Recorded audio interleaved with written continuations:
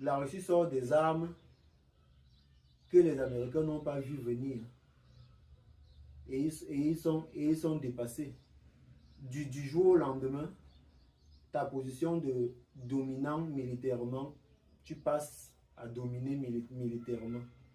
Parce que l'autre n'a pas fait du bruit, il s'est préparé dans le silence. C'est à cette étape que j'attends les Africains. L'étape du silence. L'étape où tu vas au-delà des émotions. Où tu n'en veux même plus à celui qui te fait du mal. Parce que tu n'es plus là, tu n'es plus esclave de tes émotions. Où tout ce qui importe, c'est la stratégie pour résoudre ton problème. Où ton oppresseur n'existe même plus pour toi. C'est cette dimension où, même sans être libre physiquement, tu t'es déjà libéré dans la tête. Il se dit que l'émotion est nègre. Ça va pas être facile.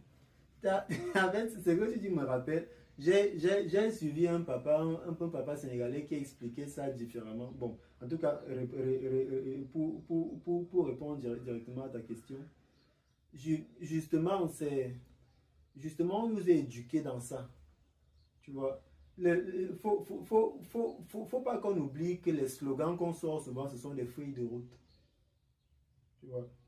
Quand on dit que l'émotion nègre, c'est parce qu'on sait qu'on éduque le nègre à baigner dans l'émotion. C'est un programme qu'on lui met dans l'esprit. Voilà. C'est la victimisation. L'émotion dont on parle, c'est la victimisation. C'est qu'on te prépare pour être une éternelle victime. Donc, tu as... Et être dans l'émotion, généralement, ça t'empêche de réfléchir. Ça bloque ta réflexion.